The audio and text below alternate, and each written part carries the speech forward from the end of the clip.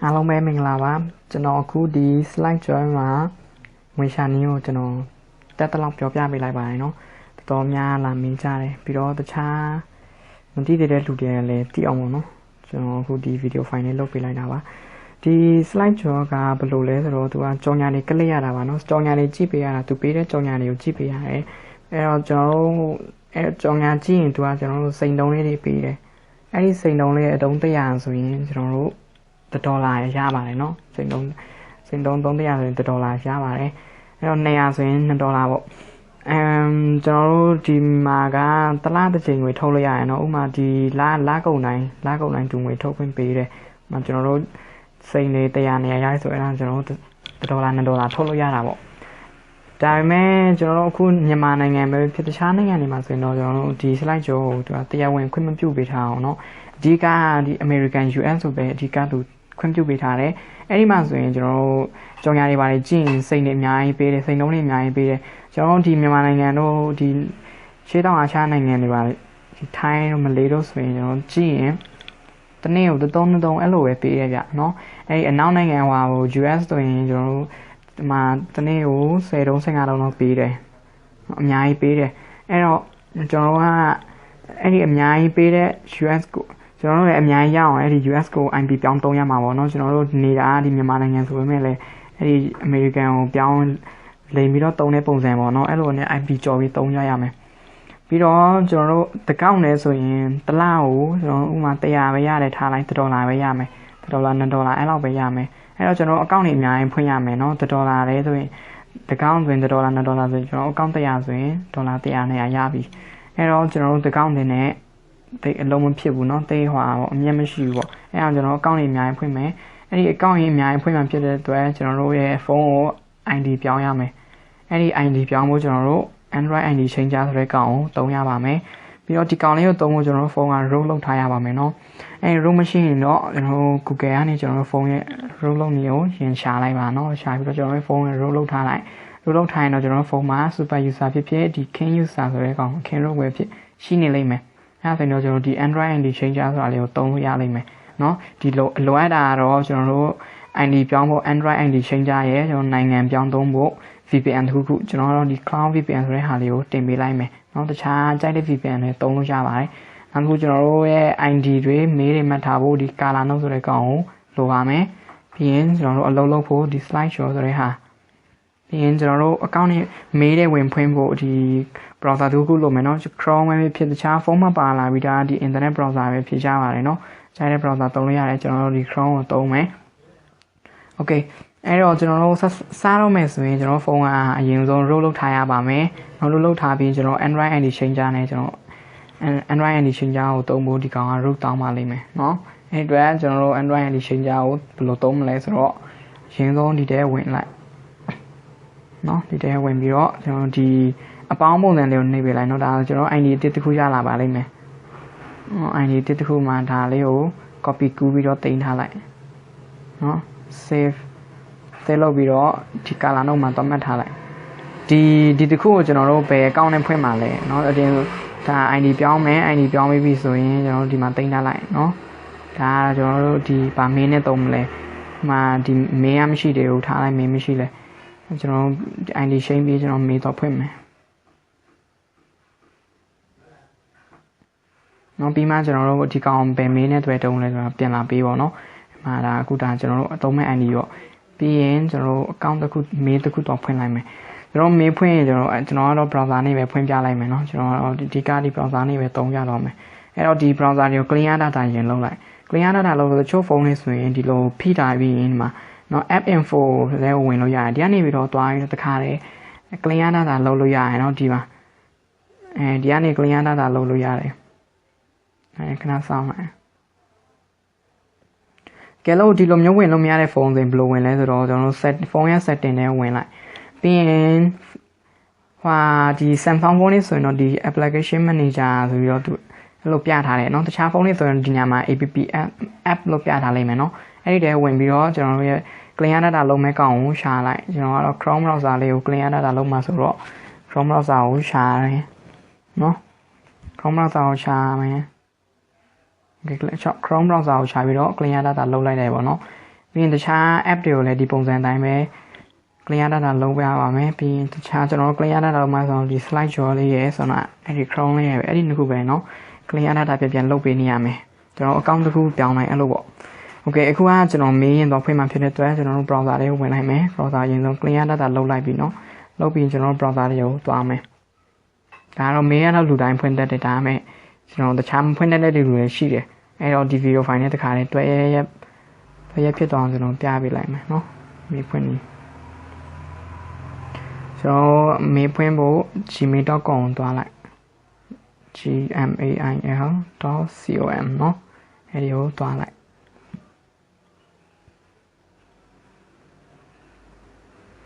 ကဲဒီမှာဒီလိုရောက်လာဆိုရင်ဒီ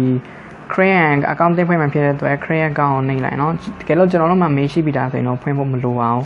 ဘူးမေးမရှိတဲ့လူတွေဆိုတော့ဖွင့်လိုက်ဒီနာမှာတော့ကိုယ့်ရဲ့နာမည်ထည့်ပေးပေါ့เนาะဒါ first name ဒီနာမှာကိုယ့်ရဲ့ last name နာမည်နှလုံးရှိရဆိုရင်ဒီထဲမှာတစ်လုံးဒီဒုတိယကွက်မှာတစ်လုံးထည့်ပေးပါတကယ်လို့နာမည်3လုံး4လုံးလို့ဆိုရင်တော့ဒီလိုမျိုးเนาะပထမတစ်ခုမှာတစ်လုံးဒီနောက်မှာနှလုံးအဲ့လိုထည့်ပေးလိုက်ပေါ့เนาะဒါလို့နာမည်ကတော့နှလုံးရှိရပါမယ်တစ်လုံးနဲ့တော့မရအောင်เนาะအဲ့တော့ဒါမျိုးပုံစံထည့်ပေးလိုက်ပြီးနေမှာကိုလိုချင်တဲ့ user name เนาะကိုလိုချင်တဲ့ user name ကိုဘယ်လိုယူမလဲကိုကြိုက်တဲ့ပုံစံယူပေါ့เนาะကျွန်တော်တော့ဒီတိုင်းပဲယူလိုက်မယ်10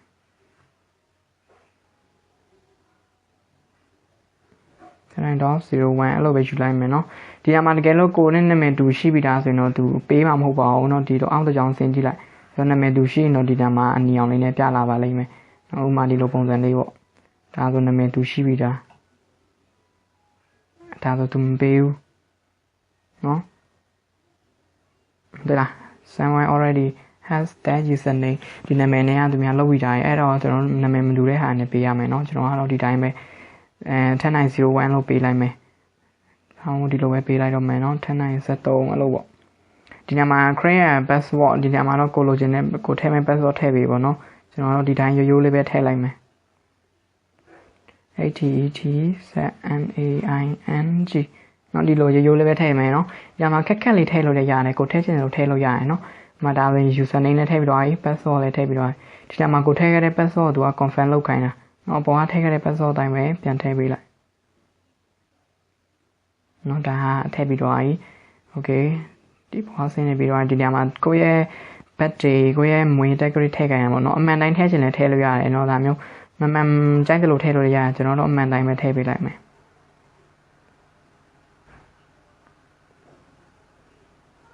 Okay I am ဒီနေရာမှာတော့ကိုက main လေးဆိုရင် female ကိုရွေးပြီးတော့ယောက်ျားလေးဆိုရင်တော့ male ကိုရွေးပေးလိုက်ပေါ့เนาะဒီမှာကိုသူကဖုန်းနံပါတ်တောင်းတယ် okay ဖုန်းနံပါတ်ကတော့မထည့်တော့ဘူးပြီးရင်ကိုရဲ့လက်ရှိ email ကိုသူကထည့်ခိုင်းတယ်လက်ရှိ email ကိုထည့်ပေးလိုက်ကဲလို့ mail မရှိတယ်ဆိုရင်လည်းမထည့်တော့နဲ့ရရင်เนาะအမေထည့်တာပို့ပြီးကောင်းပါတယ်နောက်ဒီတိုင်းထည့်ပြီးဖုန်းနံပါတ်လည်းမထည့်ထားဘူးအဲ့တော့ပြီးရင်ဒီမှာသူပုံမှန်ပြထားတဲ့ကုတ်လေးကိုရိုက်ထည့်ပေးလိုက်ဒီပုံနဲ့တယောက်နဲ့တယောက်မတူပါဘူးဒီပုံလေးကကုတ်อ่ะเนาะအဲ့မှာသူပေးထားတဲ့ကုတ်လေးရိုက်ထည့်ပေးမယ်ပြီးရင်ဒီဟာလေးကို I agree to the Google ဒါရုပ်ဖြစ်ပြီးတော့ mention ပြီးတော့ဒီမှာကိုဖြည့်ခဲ့တဲ့ဟာမှန်လားမှားလားတခြားပြန်ကြည့်ပြီးတော့တခြားပြီဆိုရင်တော့ content ကိုနှိပ်သွားလိုက်တော့เนาะ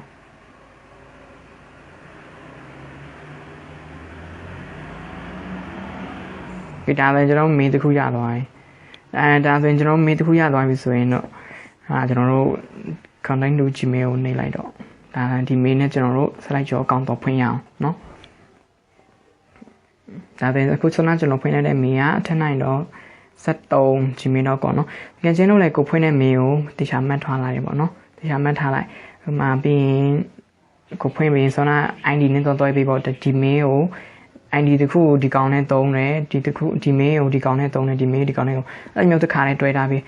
ရင်ကျွန်တော်တို့ဒီအကောင့်ကိုပြန်ဝင်တိုင်းဟိုမှာဒီထက်နိုင်တော့73ပြန်ဝင်တိုင်းအဲ့ဒီကိုရဲ့ ID ဆွမ်းနာဟို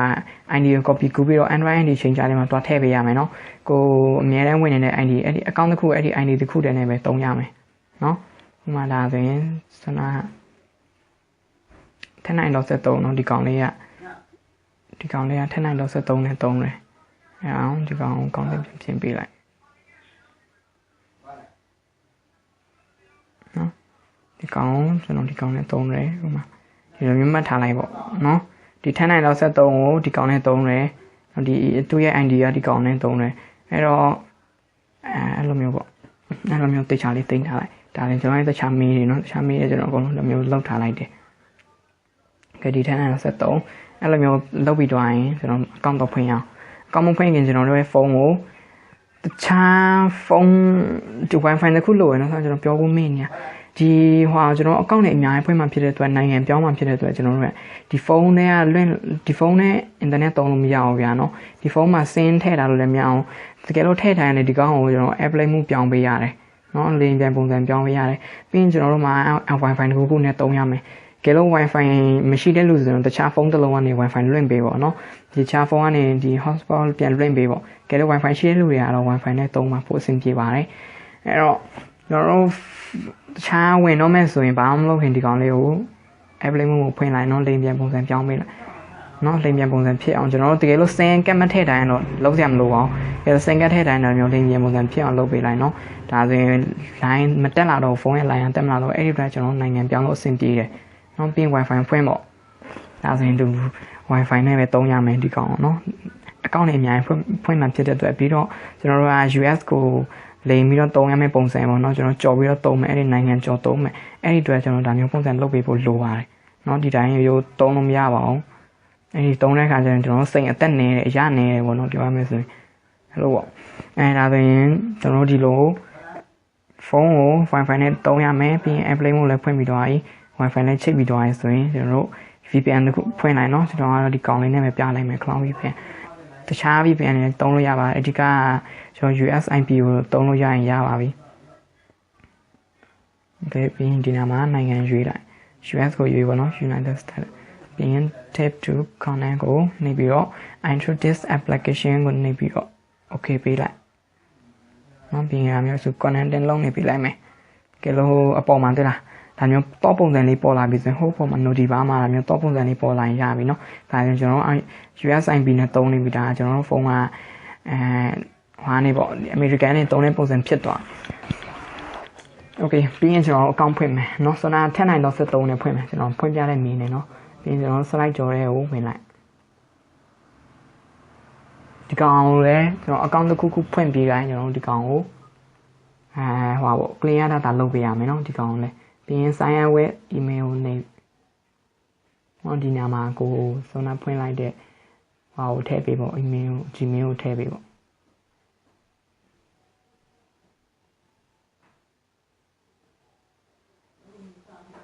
နော်တနေ့တော့73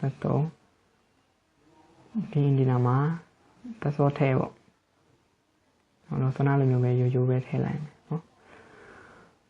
ပြီးရင်ဒီညမှာ day of event ဒီညမှာတော့ဒီမွေးတက်ကလေးမှာတော့သူကအသက် session နဲ့ကြော်ဖို့လိုတယ်เนาะအသက် session နဲ့ကြော်ဖို့လိုတယ်အဲ့တော့ကျွန်တော်တို့အသက် session နဲ့မပြည့်တဲ့လူတွေ session နဲ့ပြည့်အောင်ရွေးပေးလိုက်เนาะကျွန်တော်လည်းမပြည့်သေးဘူးအဲ့ဒီတော့ကျွန်တော် session နဲ့ကြော်အောင်ရွေးပေးလိုက်မယ်เนาะဒါမျိုးပုံစံလေးပဲရွေးပေးလိုက်ကြိုက်တယ်လို့ရွေးလိုက်ပေါ့เนาะကျွန်တော်တော့7နဲ့95အဲ့လိုပဲရွေးပေးလိုက်မယ်ပြီးရင် family ဒီ main လေးဆိုရင်ဒီကောင် family ကိုရွေးပြီးတော့ယောက်ျားလေးဆိုရင် main ကိုရွေးပေးလိုက်เนาะပြီးရင် down ပေါ့ဒါဝင်ကျွန်တော်တို့က US နဲ့သုံးနေတဲ့ပုံစံမှာဒါလည်းကျွန်တော်စိတ်အသက်များပါတယ်ပြီးရင်တုံးနေလိုက်ပေါ့နော်ကျွန်တော်သူရွေးခိုင်းတဲ့ဘာမှမရွေးတော့အဲ့ဒီနေရာမှာပြီးရင်ကောင်းလေးကိုနေပြီဒါလည်းကျွန်တော်ရဲ့ mail ကိုမေးပို့လာလိမ့်မယ်အဲ့ဒီကျွန်တော်ရဲ့ဒီ email ကို confirm လုပ်ဖို့ပြီးမှ confirm တော့လုပ်ပေးတယ်လောဆယ်ဒီမှာပဲကြောင်ညာရင်ကြည့်လိုက်မယ်တခုတော့နော်ဒီလိုပြလိုက်ရင်တော့ back key ပဲတစ်ချက်ပြန်ထွက်ပေးလိုက်ပါOkay ပြီးမှဒါမျိုးကြောင်ညာကြည့်ရမယ့်ပုံစံเนาะ correct ဒီမှာသူကဝင်ချင်းတွေ့လားဒါမျိုးပုံစံလေးပေါ်နေသေးတယ် Okay ဒီမှာတွေ့လားအလန်နေရာမှာကျွန်တော်တို့ US အလန်ဖြစ်နေရမယ်เนาะအခုလိုမျိုးဒီ American US အလန်လေးဖြစ်နေကျွန်တော်ရပါပြီဒါဆိုရင်စိတ်အသက်များပါတယ်เนาะဒါကျွန်တော်တကယ်လို့ကျွန်တော်ကအခုထိုင်းမှာနေတာတကယ်လို့ကျွန်တော်ဒီVPN လည်းမသုံးဘူးဒီရိုး line နဲ့ပဲပြန်သုံးရဲဆိုရင်ဒီညမှာကျွန်တော်ထိုင်းလန်ဖြစ်နေပါလိမ့်မယ်ဒီတော့ကျွန်တော်ရဲ့စိတ်လည်းအရနေပါတယ်เนาะကျွန်တော်စိတ်လုံးနေတယ်တက်နေတယ် အဲ့တော့ကျွန်တော်တို့ဒီလိုပုံစံလေးဖွင့်ထားလိုက်တော့ဒါဟိုဖြစ်တယ်နော်ဒါရွေးရတဲ့နေသုံးတဲ့ပုံစံတော့စိန်အတက်များတယ်အခုဒါကျွန်တော်တို့လောဆယ်ကျွန်တော်ရဲ့ email ကို confirm တော့လုပ်မယ်နော်ဒီမှာကျွန်တော်တို့ဒီဒါလေးဒါမျိုးပုံစံလေးသူ attention ပြနေတယ်အဲ့တော့ကျွန်တော်ရဲ့ mail ကိုဆိုတော့ဖွင့်ထားတဲ့ Gmail လေးကိုပြန်သွားမယ်နော် Google Chrome နဲ့ပြန်သွားမယ်သူကမှ mail ပို့လာတယ် slide show ကအဲ့ကျွန်တော်ကနေ mail တစ်ခုပို့လာလိမ့်မယ်အဲ့ဒီ mail ကို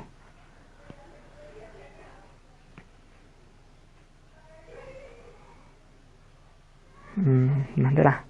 ဒီကောင်းလေးပါနော် app ဆိုတဲ့ကောင်းလေးမှန်တယ်လား app get slide show နော် click here to confirm your email address ဆိုတာကိုနှိပ်ပေးလိုက်နော်အဲ့ကောင်လေးတစ်ချက်နှိပ်ပြီးခဏစောင့်မင်းက confirm ဖြစ်သွားလိမ့်မယ်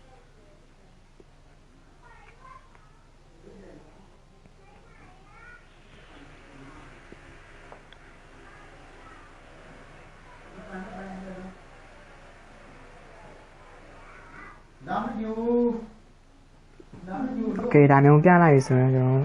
ရပါပြီเนาะဒီမှာစိမ်းရောင်လေးနဲ့ဟုတ်လား confirmation success ဆိုတော့သူပြလာလိမ့်မယ်ဟုတ်လားဒါမျိုးစိမ်းရောင်လေးနဲ့ confirmation success ဆိုရင်ရပါပြီဆိုတော့ကျွန်တော်တို့ရဲ့ website ကြော်လေးကိုပြန်သွားလိုက်အဲဆိုတော့နေရာမှာဘာမှမပြတော့ပါဘူးဆိုတော့နေရာမှာ attention ပုံစံပြနေတဲ့ဟာလေးကပျောက်သွားပါလိမ့်မယ်เนาะ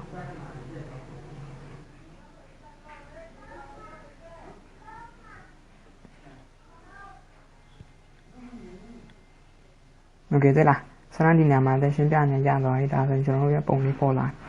ကျွန်တော်ရဲ့ပုံတော့မဟုတ်ပေါ့ကျွန်တော်ရဲ့ effect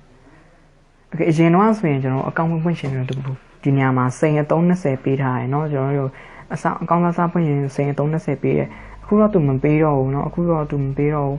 ချိုးအကောင့်နေရနေတာတော့မသိဘူးเนาะတော်တော်များတော့မရကြတော့ဘူးနောက်ပိုင်းတော့ဘယ်လိုပြန်ပေးမလဲတော့မသိဘူးအခုလို့တဲ့တော့သူမပေးတော့ပါဘူးအဲ့ဒါကျွန်တော်တို့ရဲ့ကြော်ညာတွေကိုကိုယ့်အကိုပဲဒီတိုင်းအကုန်ကြည့်ရမယ်ဒီမှာသူပြောထားတယ်100 slide ကျော် carat ကို 1 USD တယ်เนาะ USD ပဲအခုလောဆယ်တော့ကျွန်တော်မှ0ပဲဖြစ်နေသေးတယ်အရင်တော့ဆိုရင်သူ20ပေးတယ်အခုတော့သူမပေးတော့ဘူးเนาะအဲ့တော့မပေးတဲ့အတွက်ကျွန်တော်အခုကြော်ညာကြည့်မယ်ဘယ်လိုကြည့်တော့မလဲကျွန်တော်စိန်တက်အောင်เนาะကျွန်တော်စိန်လေးတက်အောင်ဘယ်လိုကြည့်ရမလဲပြီးရင်ဒါမျိုးပေါ့ဆိုတော့ဒီ slide ကျော်နဲ့ထွက်ပြီးတော့ကျွန်တော် 4 screen ကိုပိတ်လိုက်ပါကျွန်တော်ကြော်ညာကြည့်မယ်ကြော်ညာကြည့်မယ်ဆိုရင်ကျွန်တော်ရဲ့ phone screen ကိုပိတ်လိုက်เนาะscreen ပိတ်တယ်ပြီးရင်ပြန်ဖွင့်လိုက်နော်အခုလိုမျိုး screen ပေါ်မှာကြောင်ညာလေးတွေတက်လာလိမ့်မယ်နော်ဟုတ်လားအခုလိုမျိုးဒါဆိုကျွန်တော်ရဲ့ပုံမှန် screen မဟုတ်တော့ဘူးနော်ဒီမျိုးကြောင်ညာလေးတွေသူကတော့တခြားညမှာဘာမှကြောင်ညာတွေတက်မလာပါဘူးဒီ screen မှာပဲအဖွင့်ပိတ်လုပ်တဲ့ချိန်ကျရင်ကြောင်ညာတက်လာပြီးအဲ့တော့ကျွန်တော် screen ဖွင့်တဲ့ကြောင်ညာပေါ်လာရင်ညာနေပဲကိုဆွဲလိုက်မယ်နော်ဒါကျွန်တော်ကြောင်ညာကြည့်မယ်ပေါ့နော်ကြောင်ညာကြည့်မယ်ဆိုညာနေပဲကိုဆွဲတယ်ပြီးရင်အခုလိုမျိုးသူခေါ်လာလိမ့်မယ်နော်ကြောင်ညာကြည့်ရမယ့်နေရာကိုအခုလိုမျိုးသူခေါ်လာတယ်ခါလေးဆိုရင်ဒီနေရာမှာသူက browser ကိုခေါ်သွားမယ်ဆိုရင်သူ browser ရွေးခိုင်းတယ်အဲ့တော့သူ browser ရွေးပြီးရင်လိုက်သွားလိုက်နော်အခုဒါကတော့သူဘယ်မှမခေါ်တော့ဒီ slide ကြော်တဲ့ဟိုပဲကြောင်ညာကြည့်ရမယ့်နေရာကိုသူတက်ရိုက်ခေါ်လာတာနော်တချို့ကဆိုရင်လည်း Play Store ကိုခေါ်လာတယ်ရရင်တော့သူခေါ်လာတဲ့နေရာလာလိုက်သွားလိုက်နော်ဒါကတော့သူဒီတိုင်း slide ကြော်တဲ့ဟိုပဲခေါ်လာတာပေါ့နော်အခုလိုမျိုးကြောင်ညာတွေပေါ်လာတယ်ကြည့်ပေးလိုက်10မိနစ်လောက်ပဲကြည့်လိုက်ကြောင်ညာတစ်ခုကို10မိနစ်2မိနစ်လောက်ကြည့်ပေးလိုက်နော်အဲ့လိုမျိုး live shot ပဲကြည့်ပေးလိုက်ပေါ့ဒါမှမဟုတ်ဒီတိုင်း screen တိုင်းအောက်ကိုကြာကြာထားပြီးတော့ဒီတိုင်းပဲပြစ်ထားလိုက်10မိနစ်လောက်နော်10မိနစ်လောက်ကြည့်ပြီးရင် back key နဲ့ပြန်ထွက်ခဲ့ပေါ့ back key နဲ့ပြန်ထွက်ပြီးတော့ screen ကိုပြန်ပိတ်ပြီးနောက်ထပ်တစ်ခုပြန်ပေါ်အောင်ပြန်ဖွင့်နောက်ထပ်တစ်ခုပေါ်လာတယ်ပြန်ပေါ်လာရင်နောက်ထပ်တစ်ခုထပ်ကြည့်ပေါ့အဲ့လိုမျိုးပေါ့နော် account တစ်ခုကို5မိနစ်လောက်ကြည့်ပြီးမှတခြား account တစ်ခုထပ်လုပ်နော် account တွေအများကြီးရှိရတဲ့ခါကျရင်လည်းအဲ့လိုမျိုး account အများကြီးရှိတာချင်းရင်တကောင်ကိုအဲ့လိုမျိုး log in ဝင်တယ်ကြည့်တယ်ကြည့်ပြီး5မိနစ်လောက်ကြည့်ပြီး clear data လုပ်ပြီးတော့တခြားအကောင့်နဲ့ပြန်ဝင်ကြည့်အဲ့လိုပေါ့နော်ဒါဆိုရင်ကျွန်တော်10မိနစ်လောက်ကြည့်ပြီးပြန်ထွက်လိုက်တော့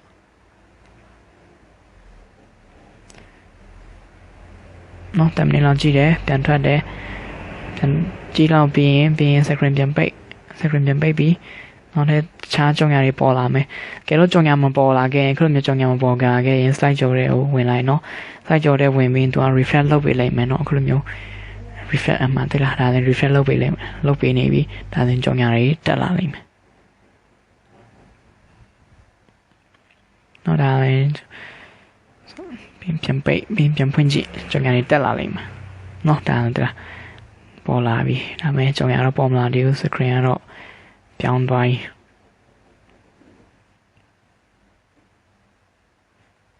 တယ်ပေါ်လာပြီပေါ်လာရင်ညာနေပဲကိုဆွဲမယ်တချို့ဟာလည်းဆိုရင်သူက Play Store ကိုခေါ်တယ်တချို့ဟာဆိုရင်ဒါမျိုး browser လေးကိုခေါ်တယ်ဒါကတော့ browser ကိုခေါ်တာပေါ့နော် browser တခုခုကနေလိုက်သွားလိုက်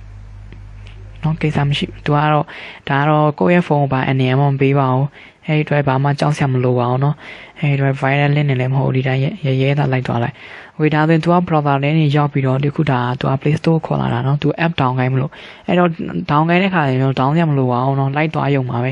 လိုက်သွားပြီးကြည့်ပြီးဒီတိုင်းပဲထွက်လာခဲ့လိုက်နော်ဒါဆိုရင်ခုနကကျွန်တော် Gmail မှာထည့်ထားတဲ့ Play Store ကသွားလို့မရအောင်ရတယ်ထွက်လာလိုက်မယ်ကျွန်တော်ဒီတိုင်းပဲတခြားကပဲကြည့်တော့မယ်အဲ့လို screen ကိုပိတ်တယ်ဖွင့်တယ်ပေါ်လာတဲ့ကြောင်ရည်ကို10မိနစ်လောက်ကြည့်တယ်ပြီးရင်ပိတ်တယ်ဖွင့်တယ်လို့4က5ကလောက်လုပ်ပေးလိုက်နော်ဒါဆိုရင်သူကတော့ဘယ်မှမခေါ်ဘူးဒါစောရလိုမျိုးပဲ slide ကြော်တွေကိုတိုက်ရိုက်ကြည့်ဖို့သူခေါ်လာတာโอเคဒါမျိုးကြည့်ပေးလိုက်နော်10မိနစ်9မိနစ်လောက်ကြည့်ပေးပေါ့10မိနစ်လောက်ဆိုရပါပြီတခြားဟာတွေဆက်ကြည့်ပေါ့ဒါမျိုးအကြိုင်ပဲကြည့်စင်လဲကြည့်ရရတယ်နော်အကြိုင်ကြည့်လဲကြည့်လို့ရတယ်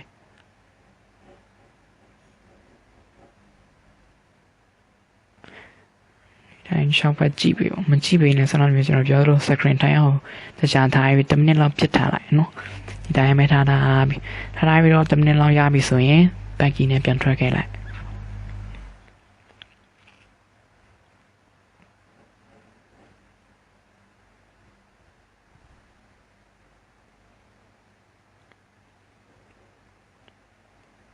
နော်ကြည့်လို့ပြီးရင်ဒါမျိုး back key နဲ့ပြန်ထွက်ခဲ့လိုက်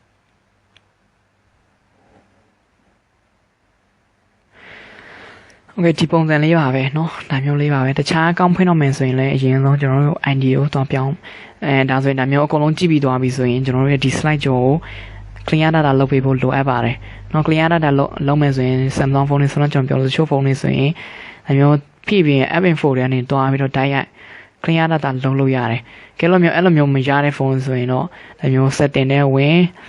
Samsung ဆိုရင်တော့ဒါမျိုး application manager လို့သူပြထားလိမ့်မယ်ရေးထားတယ်ဒါတချို့ဖုန်းဆိုရင်တော့ app လို့ရေးထားတယ်เนาะအဲ့ဒီတည်းဝင်ပြီးတော့ download တဲ့ဟာ slide ကြောဆိုတာလေးကိုချလိုက်เนาะဒါကိုဝင်လာခြင်း slide ကြောကိုရှာပြီးရင် clear data နှိပ်ပေးလိုက်เนาะပြီးရင်ကျွန်တော်တို့ mail တကောင် account တစ်ဖွင့်မယ်ဆိုရင်တော့အဲ့ဒီစနကျွန်တော်ဖွင့်တယ်လို့မျိုး browser နဲ့ဝင်ဖွင့်မယ်ဆိုရင် ကိုသုံးတဲ့ browser ကို clear data လုပ်ပေးဖို့လိုပါတယ်စနရှိပြီးတော့စနဖွင့်ပြီးသားမလို့เนาะအဲ့ဒါလေးကို clear data လုပ်ပဲကိုကကျွန်တော်က Chrome နဲ့ပြန်ဝင်ဖွင့်မယ်ဆိုရင်ဒီ Chrome လေးကို clear data လုပ်ပေးဖို့လိုတယ်เนาะပြီးရင်မှ Gmail ဖွင့်ပြီးမှဟိုslide ကြောဖွင့်ပါเนาะโอเคနောက်တစ်ကောင်ဝင်မယ်ဆိုရင်ဒါကတော့ဆက်ဖွင့်လဲအဲ့လိုပဲဖွင့်เนาะကျွန်တော်တို့အကောင့်တွေများလာတဲ့အခါဥပမာကျွန်တော်တို့အကောင့်ကနေ့တိုင်းဝင်တော့မယ်ဆိုရင်ဘယ်လိုဝင်မလဲဆိုတော့အဲ့လိုမျိုးအကောင့်တွေအများကြီးရှိလာပြီပေါ့ပြောရမယ်အဲ့လိုမျိုးဆိုရင်အကောင့်အများကြီးရှိလာပြီဆိုရင်ဒီဟာလေးကိုတကောင်ဝင်ပြီးဆောင်းလိုမျိုး clear data လုပ်ပြီးကိုဝင်မဲ့အကောင့်ရဲ့ ID သွားကြည့်เนาะဥပမာဆိုတော့ကျွန်တော်ဝင်တာဒီကောင်ဆိုရင်နောက်ထပ်တကောင်ဝင်မယ်ဆိုရင်ဒီထပ်နိုင်ဆက်လေးကိုဝင်မယ်เนาะဆန္ဒ73ဝင်လာဆိုတော့ဥပမာ74ဝင်မယ်ဆိုရင်ဒီ74ရဲ့ ID ကိုကူးရမယ်เนาะ74ရဲ့ ID ကိုကူးတယ်74ရဲ့ ID ကိုကူးပြီးရင် Android ID ချိန်ကြတဲ့ကိုဝင်တယ်ပြီးရင်ဒီညမှာထည့်ပေးရမယ်เนาะဒီညမှာကိုယ့်ရဲ့ ID ကိုထည့်ပေးမယ်ထည့်ပေးပြီးမှ download ပြလိုက်ရင်ပြန်ထွက်เนาะအဲ့ဒါကိုတင်ထားတဲ့ ID ကိုပြန်အကောင့်တစ်ခုဝင်တော့မယ်ဆိုရင်ကိုဝင်မယ်အကောင့်ရဲ့ ID ကိုအရင်ဆုံးပြောင်းပေးရမယ်ပြောင်းပြီးမှအဲ့လိုမျိုးအကောင့်တော့ဝင်ပေါ့เนาะအဲ့လိုမျိုးဒါတော့ ID chain နဲ့ ID chain ပြီး site ကြော်တဲ့ဝင်လာတယ်အဲ့ကြော်တဲ့ဝင်ပြီးတော့ log in ဝင်မယ်ပေါ့เนาะဒါဆိုတော့ကျွန်တော် sign up with email ကျွန်တော် account ဖွင့်တာပြည့်ဆိုအဲ့ဒီဝင်အခုကကျွန်တော် account ပြန်ဝင်မှာဖြစ်တဲ့အတွက် sign in now ဝင်နှိပ်လိုက်เนาะ sign in now ဝင်နှိပ်ပြီးတော့ကျွန်တော်ဝင်မဲ့ account ကိုရိုက်ထည့်လိုက်တနိုင်တော့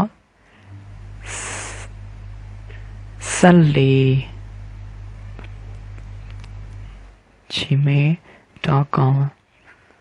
ဒီ Gmail အစားတခြား mail အယူတို့တော့ရန်တိုင်းတို့လည်းသုံးလို့ရပါတယ်နော်ကိုကြိုက်တဲ့ mail သုံးလို့ရတယ်နော်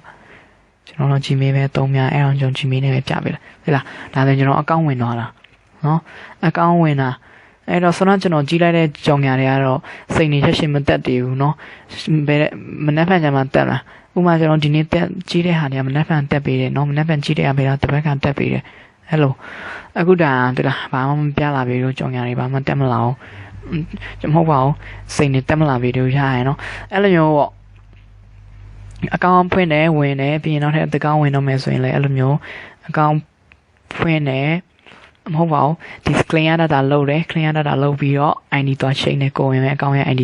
ဒီ ID ကကျွန်တော်တို့အကောင့်အသစ်တစ်ခုဖွင့်နိုင်ရင်သူ့ရဲ့ ID ဆိုတော့ကျွန်တော်တို့အပေါင်းပုံစံလေးကိုနှိပ်ပြီးတော့ရလာတဲ့ ID ကိုအရင်ဆုံးဒီထဲမှာလာသိမ်းထားအောင်เนาะဒီမမေးနဲ့သိမ်းထားပြီးမှကျွန်တော်တို့ကိုဝင်တဲ့မေးနဲ့တွဲပြီးတော့အခုလိုမျိုးကျွန်တော်ပေးသလိုကောင်းတဲ့လူမျိုးပေါ့เนาะအဲ့လိုမျိုးကောင်းတဲ့လေးနဲ့ကောင်းတဲ့ကိုစီနဲ့မေး ID ကိုစီနဲ့တွဲထားလိုက်ပြီးရင်ကျွန်တော်အကောင့်တစ်ခုဝင်တော့မယ်ဆိုရင်အဲ့မှာ ID လာကူ Android ID ချိန်ကြတဲ့ထက်ပြီးရင်ဒီ Android ID ချိန်ကြထည့်ပြီး site ကြော်လေးဝင်လိုက်တော့ရပြီเนาะ site ကြော်ဝင်ပြီးပြီဆိုရင်လည်းနောက်တစ်ခါဝင်တော့မယ်ဆိုရင်လည်းဒီ site ကြော်ကို clear data လုပ်ပြီးမှနောက်တစ်ခါဆက်ဝင်ပေါ့เนาะအဲ့တော့အချင်းချုပ်ပြောမယ်ဆိုကျွန်တော်တို့ဘာလုပ်ရလဲဆိုတော့ကျွန်တော်ဒီကောင်ကိုဝင်ဖို့ကျွန်တော်တို့ Wi-Fi လိုမယ်เนาะ Wi-Fi လိုတယ် Wi-Fi မရှိလဲတခြားဖုန်းတစ်လုံးနဲ့အခုလိုမျိုးကျွန်တော်လွှင့်တယ်လို့မျိုး Wi-Fi လွှင့်ခဲ့လိုက်เนาะကျွန်တော်တို့မရှိဘူး Wi-Fi မရှိအဲ့မျိုးကျွန်တော်ရဲ့ဖုန်းနဲ့ Wi-Fi လွှင့်လိုက်တယ်ပြီးရင်ဒီဖုန်းထဲမှာ SIM card ချိနေတဲ့အတွက်ဒီဖုန်းကိုကျွန်တော်တို့လေမြန်ပုံစံ Airplane Mode ဖွင့်ပေးလိုက်တယ်เนาะ Airplane Mode ဖွင့်တယ်ပြီးတော့ကျွန်တော်တို့အကောင့်တွေအများကြီးဖွင့်မှဖြစ်တဲ့အတွက် Android ID ချိန်ကြလေးကို ID တွေချိန်မယ်ကိုဖုန်းရဲ့ ID လို့ချိန်ပြမယ်အဲ့ဒီ ID ချိန်ကြအောင်သုံးဖို့ကျွန်တော်ဖုန်းက root လုပ်တယ်เนาะအဲ့တော့ကျွန်တော် root ဖောက်ထားရမယ်ပြီးကျွန်တော်တို့စိတ်နေအများကြီးတက်လာအောင်ကျွန်တော်တို့ US ကိုကြော်သုံးတယ်เนาะ USIP ကိုကြော်သုံးတယ်အဲ့ဒီတော့ကျွန်တော် VPN တစ်ခုလိုတယ်အဲ့ဒီလိုအပ်တဲ့ VPN လည်းရှာကိုကြိုက်တဲ့ VPN သုံးနေကြရเนาะဒါပေမဲ့ဒီ Cloud VPN လေးအခုဒီ video file နဲ့ကျွန်တော်တွဲပေးထားရเนาะဒီ video file မှာဆိုရင်ကျွန်တော်တွဲပေးမှာဆိုရင်ဒီ Android ID changer ရဲ့ Cloud VPN ရဲ့ color note ရဲ့ slide ကြော်လေးရဲ့เนาะအဲ့ဒီလေးခုကျွန်တော်တင်ပေးလိုက်မယ်เนาะဒီ browser ကတော့ဖုန်းထဲမှာပါပြီးသားမလို့ပြီးတော့တို့ကလည်းဒီတိုင်းကိုGoogle အနေနဲ့ရှာပြီးဖောက်ပေါ့ဒါပေမဲ့တော်များတော့ဖုန်းထဲက root ဖောက်ထားကြမယ်ထင်တယ်เนาะမြန်မာသားထည့်တယ်တော့ကလည်း root လုပ်တယ်လေဖုန်းတော်များအဲ့တော့ကျွန်တော် ID chain ကျွန်တော်အဲ့လိုမျိုးအကောင့်ဖွင့်တယ်အကောင့်တစ်ခုဖွင့်တယ်ပြီးရင်အကောင့်ဖွင့်ခင်ကျွန်တော်ရဲ့ ID ကိုယူတယ် ID ယူပြီးတော့ကိုဖွင့်မဲ့အကောင့်နဲ့တွဲပြီးတော့တင်ထားလိုက်တယ်ပြီးရင်ဖွင့်တယ်ကြော်ညာကြည့်တယ်ပြီးနောက်တစ်ကောင့်တက်ဖွင့်မယ်ဆိုရင် ID ပြောင်းတယ်အဲ့ဒီကိုပြောင်းလိုက်တဲ့ ID နဲ့ကိုဖွင့်မဲ့အကောင့်နဲ့ကိုတွဲထားလိုက်တယ်တွဲထားပြီးတော့နောက်တစ်ကောင့်အဲ့လိုမျိုးပေါ့နော်ကိုအကောင့်100ဖွင့်မယ်ဆိုရင်အကောင့်100ဖွင့်ပေါ့ပြီးရင်ကျွန်တော်တို့နေ့တိုင်းဝင်မယ်ဆိုရင်ကျွန်တော်တစ်ကောင့်ဝင်ပြီးရင် login ဝင်မယ်ဆိုရင်တစ်ခုဝင်တယ်ပြီးရင် clear data လုပ်တယ်ပြီးနောက်တစ်ခေါက်ဝင်မယ်ဆိုရင်အဲ့ဒီအကောင့်ရဲ့ ID ကိုအရင်ပြောင်းပေးတယ်အဲ့ဒီအကောင့်ရဲ့ ID ကိုပြောင်းပြီးရင်ဝင်တယ်ပြီးကြော်ညာကြည့်တယ်သင်္ကန်းတွေလောက်ပြီးပြန်ထွက်အဲ့လိုမျိုးပြန်ကြည့်ပေါ့နော်အဲ့လောက်ပါပဲနောက်ပြီးတော့ကျွန်တော်ငွေထုတ်ရဆိုရင်ကျွန်တော်ဘယ်လိုထုတ်လဲဆိုတော့PayPal ကိုအဓိကသုံးတယ်เนาะကျွန်တော် PayPal ကိုအဓိကသုံးတယ်ကျွန်တော်ငွေထုတ်ရင်တော့ PayPal နဲ့သုံးတယ်ဒါဆိုရင်0ပဲရှိနေတယ်เนาะဒါငွေထုတ်ရင်ဘယ်လိုထုတ်လဲဆိုတော့ဒီကနေနေပြီးတော့ဒီ cash transfer မှာ PayPal ဆိုတာနေပြီးတော့ထုတ်လို့ရပါတယ်เนาะဒါကတော့နောက်ပိုင်းကျွန်တော်ငွေထုတ်တဲ့ခါကျမှလာကုန်ကြတော့ကျွန်တော်တစ်ခေါက်တက်ပြပေးပါမယ်เนาะငွေထုတ်နည်းကိုအဲ့လိုမျိုးနှိပ်တယ်အခုဒါဒီနေ့ကြည့်တာလည်းဟာတော့ဒီမှာကြောင်ရတစ်ခုမှမဟုတ်ပေါ့သူမပေးသေးဘူးเนาะစိတ်နေကြမလားစိတ်နေမပေးသေးဘူးကြောင်ရပဲကြည့်တယ်အဲ့မျိုးချားကောင်းဖွင့်မယ်ဆိုတော့ကျွန်တော်လုံးတို့မျိုး clean ရတာလို့เนาะခုဒါဒီကောင်းကကြရမယ်ဆိုရင်ဒီကျွန်တော်ချက်ဝင်ပြမယ်ကျွန်တော်အကောင့်အရင်အကောင့်ဟောင်းနေเนาะရထားတဲ့ဟာတွေကျွန်တော်ပြမယ်ကျွန်တော်အခုလုပ်ပြတဲ့အကောင့်တင်တွေစိန်တုံးမှတက်မလာသေးဘူးဒါပေမဲ့သူကမနှက်ဖန်မှတက်တာเนาะကျွန်တော်ဒီနေ့ကြည့်တဲ့ဟာကျွန်တော်ရဲ့အကောင့်ဟောင်းနေကျွန်တော်ပြမယ်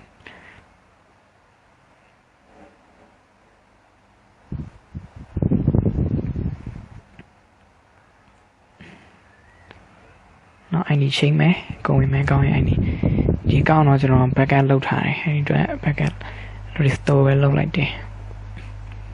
ပြီးရင်ထပ်နိုင် slide ကြော်ရဲဝင်တယ်ဒါတော့ကျွန်တော်အကောင့်အများကြီးရလိုက်ပြီဆိုဒီတိုင်းနေ့တိုင်းဝင်လုပ်ဖို့ပဲလိုရယ်နော် Gmail လည်းထပ်ဖွင့်မလို့တော့ဘူးအကောင့်တင်ဖွင့်မယ်ဆိုရင်တော့ Gmail တွေကိုသုံးမဲ့ mail တွေကိုအရင်ဖွင့်ပေးဖို့လိုတယ်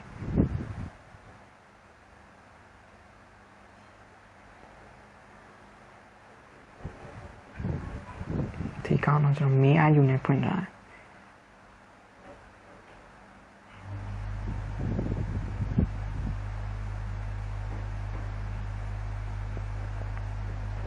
nó có nhiều mẹ ăn được nhiều ạ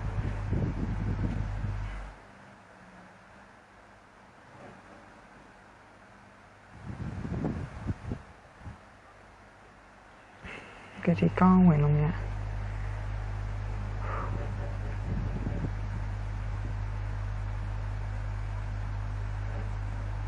cái số mà nè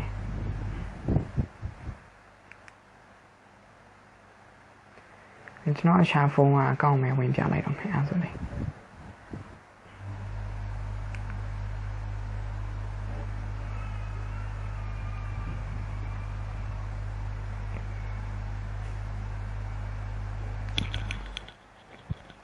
nó thì nó cứ béo mẹ con béo này rồi client nó tan lâu vì buồn lụa để nó nhớ client nó tan lâu vì má thì nó con mình cái béo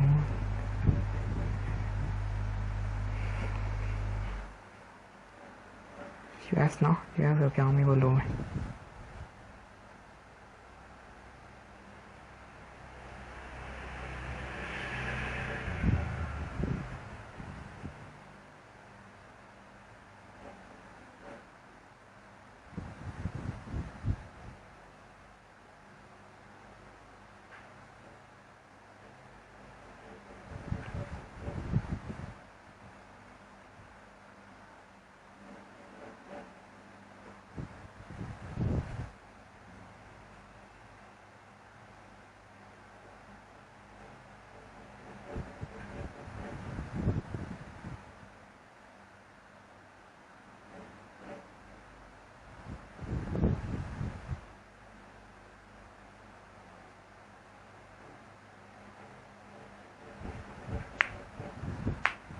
ဒါပဲဝင်လို့ရတော့ရင်နော်အဲ့လိုမျိုးပေါ့ဒီကောင်းမှဆိုရင်ကျွန်တော်လောက်တာ2ရက်3ရက်လောက်ရှိတော့ရင်နော်ကျွန်တော်ဖွင့်လာတာဘယ်လောက်ရနေလဲမသိဘူးကျွန်တော်မနေ့ကလည်းမဝင်ဖြစ်ဘူးဒီကောင်းနော်ဒါကျွန်တော်ကြည့်တဲ့ဟာတွေကိုကြုံရလေးကိုနောက်မှပြန်ပေါ်ပေးတာဖေးလား98တောင်ရှိတော့ရင်နော်ဒီမှာဆိုရင်ဒါဒီအမှာဒါလာကုန်ရင်ဒီတဲရောက်လာငွေထုတ်မယ်ဆိုရင်ဒီမှာသူပြထားရင်တော့ဒီမှာဒီနေ့ထုတ်ပေါ့နော်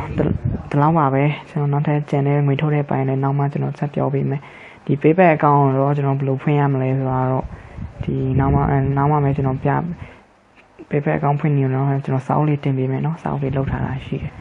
အဲတင်ပေးမယ်ဒါမှမဟုတ်ဒီ Bitcoin နဲ့ထုတ်လည်းရတယ်လေကျွန်တော် Bitcoin အဲ့ဒီ Bitcoin နဲ့ထုတ်တာပို့ပြီးတော့အဆင်ပြေတယ်နော်Bitcoin ကောင်အောင်ဖွင့်ရတာပို့လွယ်တယ် PayPal ကတော့ကျွန်တော် verify လုပ်ဖို့လိုတယ်အဲ verify လုပ်ရင်တော့နိုင်ငံဟို visa card တွေ master card တွေနဲ့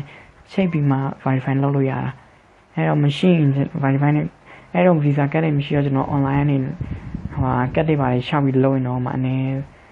ဆုံး$9 $10တော့အဲ့လောက်တော့ကုန်နိုင်တယ်ဗျာနော်အဲ့ဒါကြောင့်ဒီဟိုနဲ့ဆိုရင်တော့တိတ်မကုန် Bitcoin နဲ့ဆိုရင်တော့ကုန်စရာမရှိဘူးเนาะအဲ့အောင် Bitcoin နဲ့ထုတ်ကြပါကျွန်တော်ကတော့ထိုင်းနိုင်ငံခြားမှာနေတဲ့လူတွေကတော့ကိုတုံးတဲ့ကတ်နဲ့ PayPal နဲ့ချိတ်ပြီးတော့တုံးလို့ရရယ်เนาะအဲ့ကနေအဲ့ဒီ PayPal တဲ့ငွေရောက်လာရင်အဲ့ဒီကတ်အဲ့ဒီ PayPal တဲ့ငွေတွေကိုယ့်ရဲ့ဘဏ်တွေကိုเนาะကိုယ့်ရဲ့ကိုနေတဲ့နိုင်ငံရဲ့ဘဏ်တွေကိုတိုက်ရိုက်လွှဲလာလို့ရရယ်เนาะမြန်မာနိုင်ငံမှာတော့အဲ့လိုမရပါဘူးအခြားနိုင်ငံခြားမှာနေတဲ့လူတွေကတော့ငွေထုတ်တဲ့ချိန်တွေအကုန်လုံး PayPal ကိုလမ်းထုတ်တယ် PayPal တဲ့ရောက်လာရင်မှ$100ဆိုရင်တော့အဲ့ဒီ$100ကိုကိုယ့်ရဲ့ဘဏ်တွေကိုလမ်းလွှဲခိုင်းတယ်အဲ့လိုပို့ခိုင်းလိုက်ရင်ရောက်လာတယ်เนาะအဲ့ဒါနိုင်ငံခြားမှာနေတဲ့လူတွေပေါ့ထိုင်းမှာလည်းလိုပါပဲကျွန်တော်နေအခုဒီထိုင်းမှာဆိုရင်